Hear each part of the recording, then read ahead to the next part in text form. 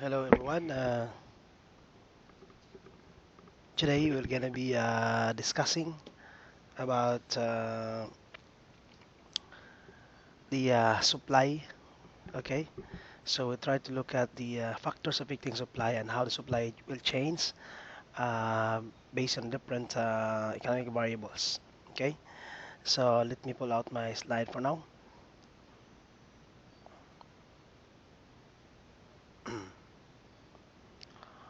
All right, there you have it.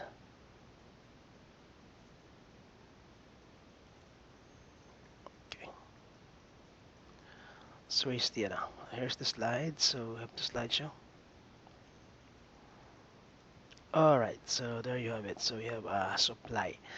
Now, before we start our discussion, so let me recall first what we have discussed during our third lecture, lecture number three. So we discussed about the demands, no, and different factors affecting the demands. Ano yung mga demand shifters, like income, number of consumers, no, and many other factors that affect the demand when the demand is more on the side of consumer, and this time we'll be talking about supply. This is more on the side of the firms or the producers or the company, no? So ano yung mga factors affecting the supply? Okay, so let's start now. So dito guys, okay, quantity supplied of any good is the amount that the sellers are willing and able to sell. So, ang tinitingnan natin dito is on the side of the sellers, no? So, supply is the amount or the quantity of a good that the sellers are willing and able to sell. Ano binibenta nila. So, yun po. Okay. So, we also have, so let me show my pin first, my ball pin. Okay. So, that's it. Okay. So, the quantity supplied, supply, so the quantity supplied is the amount that sellers are willing and able to sell. So, sellers ang pinag-usapan dito at saka anong masupply ng mga sellers. Okay? Then you also, just like the demand, you have the law of demand and you also have the law of supply. No? So, law of supply claim that the quantity supplied of a good rises, so the quantity of good rises when the price of the good rises, other things held equal or other things held constant, or the term which I mentioned earlier is the ceteris paribus, no? Sorry, ceteris paribus, meaning all other things held constant. This is the Latin word of the all other things held constant or other things are equal. Okay, so the claim that the quantity supplied of goods rises when the price of that good rises, other things equals. Now, kung ako yung supplier, kung ako yung producers, of course, so I am very tempting to, I tend to increase my supply knowing that the price of my produced or my goods will increase. So, yun yung usually ang response, no? Kung naatay baligya, ang atay gibuhat niya, atong binuhat is mamahal ang presyo. So, usually, ang atong pangunahuna, atong pang increase ng ato ang production para ko ta income. So yun ang atong ano na this quantity supplied quick QS, the quantity supplied no QS. Okay? So usually ang graph is ganun. That is positively related ang price ng goods at saka ng quantity supplied or directly proportional other term. Paano ba pagsulat nito? Directly proportional. Proportional. Proportional, letter P, proportional. Okay, so yan po. So, just like demand, if we can express demand in terms of schedule, we can also express supply in terms of schedule. When you say schedule, we're talking about presentations of the supply in a form of table, no? Just like the demand schedule, presentation of demand in a form of table. So the supply schedule, a table that shows the relationship between the price of the good and the quantity supplied. In fact, sinabi ni kanina, positively correlated ang price at saka quantity supplied. Okay? Example, so yes, another example is the Goldwyn supply of soya milk, no? Sa soybean. So when price of the soy product increases, okay, nag-increase ito from 1, 2, 3, 4 dollars or piso kung sa Philippines, and yung quantity supply din increase din, no, from 0 to 18. Okay, this is now the demand, no, the supply. This is now the supply schedule, the tabular form of supply presentation. Yan yung demand schedule. Okay, so notice that Goldwyn supply schedules obeys the law of supply, which state that when the price in law of supply, when the price increase, the supply also increase on the side of the producers or the firms or in the company. Okay. Now, if we can, yes, just like the demand curve, we have the demand schedule, you also have supply schedule. You also have the supply curve. No, this is the supply curve or the graph. No, supply curve or graphical presentation of graph. Okay, so if this is the table, the schedule, then this one is the supply curve. So take note the difference ng demand at saka ng supply curve. Ang demand, yung anak man to ang demand, di ba? Okay? So, sorry. Ang curve, of course, ang supply curve, kanis siya. So, take note the difference. Okay? So, I might ask you is, please draw the demand schedule, draw the demand curve, the supply curve. Okay. So, this is the curve. Just like in a previous meeting, I told you that we can express the demand curve and supply schedule and also as the equation. We also have the equation for a supply line. So it can also be uh, it has the equation equivalent.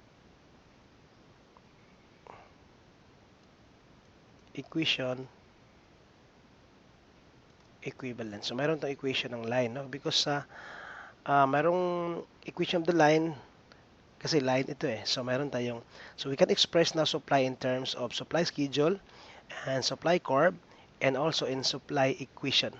Okay? Tatlo ang presentation natin. Okay? Based on the equation of the line, which I have mentioned last time that the equation of the line equals y equals mx plus b. M is the slope, b is the intercept, but we have to discuss that later on. So ito, mayroong equation ito, no? Mayroong equation ito. Okay?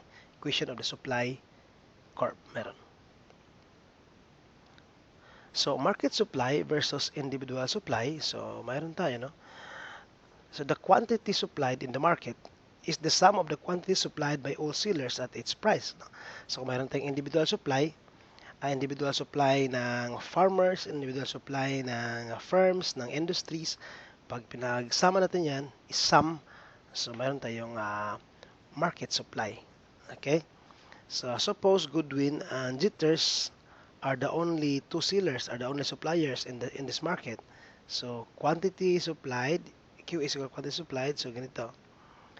So ang Goodwin na supply, ito yon.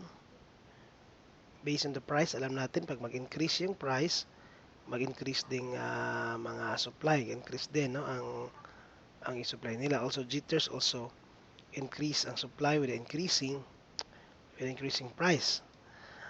Then i-add yung mga supply nila. So we have now the sum. We have now the sum.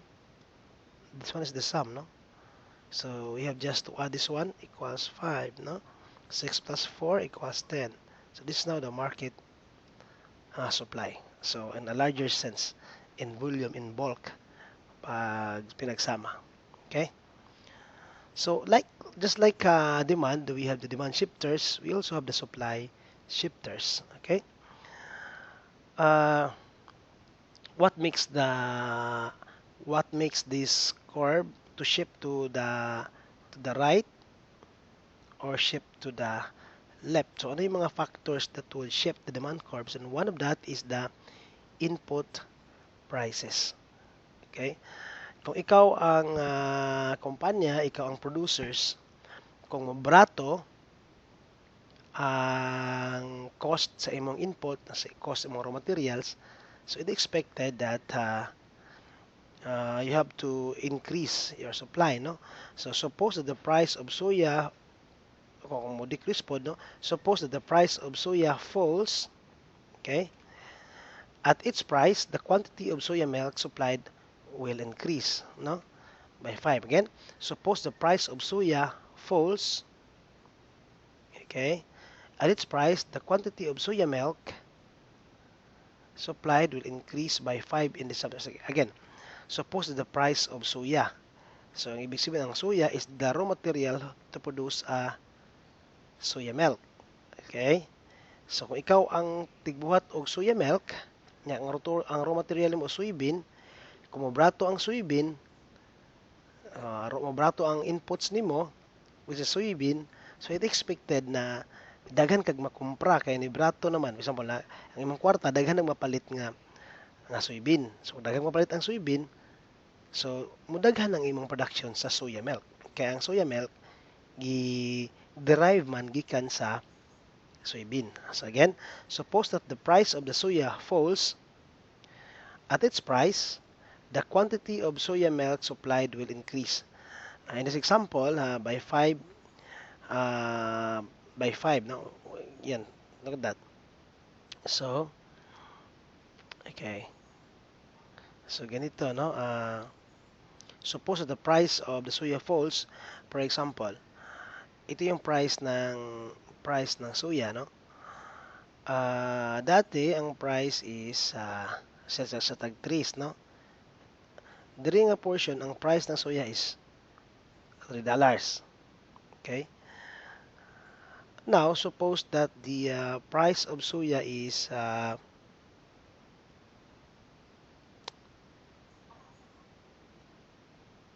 suppose the price of soya mababa. So, ang imuhang demand curve, ang supply curve, mabalhin sa left because kay daghan na makagmapalit nga inputs nga soybean, so madaghan na po imuhang soya milk. So, increase pa siya by 5, no? Dito. Okay. So, this is now the new supply curve because of the decrease of the raw material.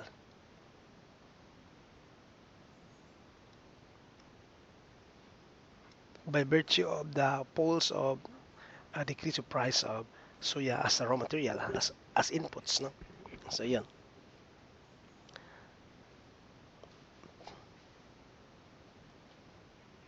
Okay, so here we go.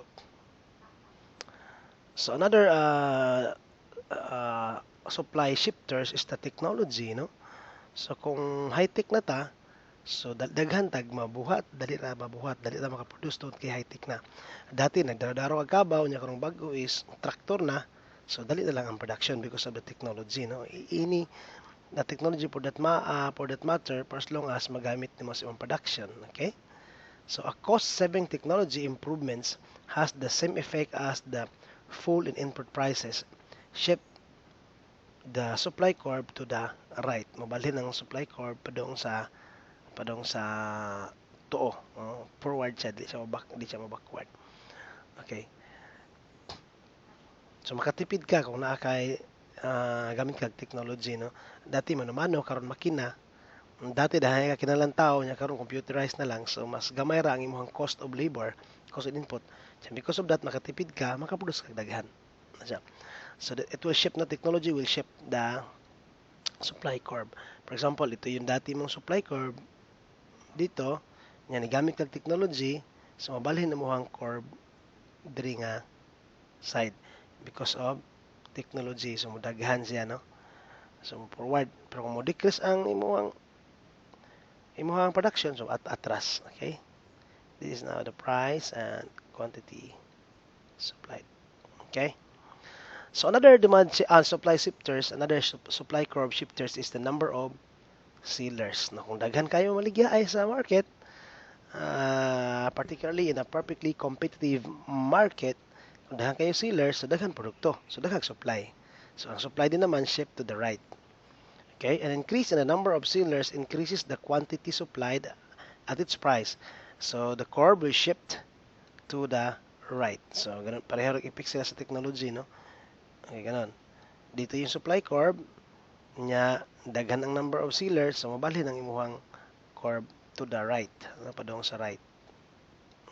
Muna yung bago ni mga curve.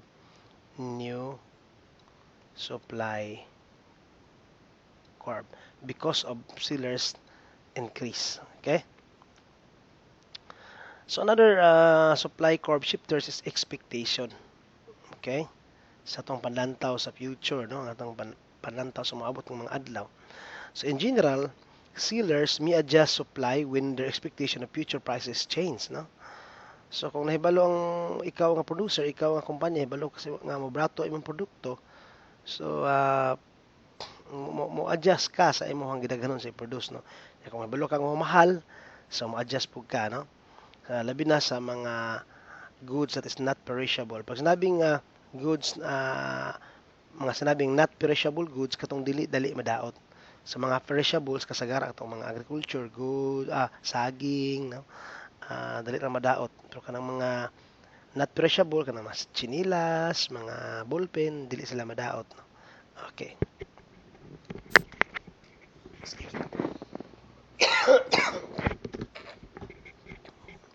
Okay?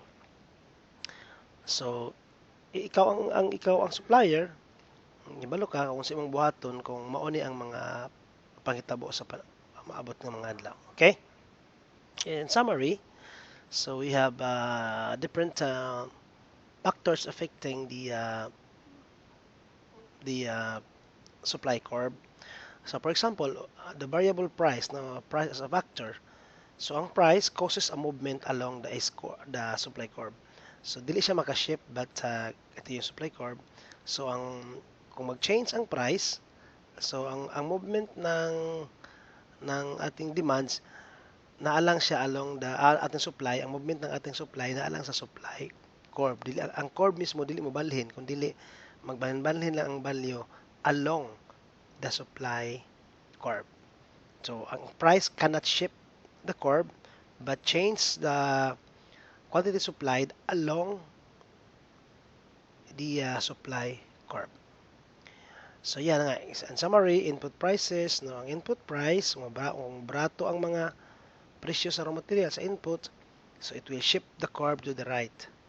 Nya kung mamahal po ang input, ang cost of input, it will shift the curve to the left.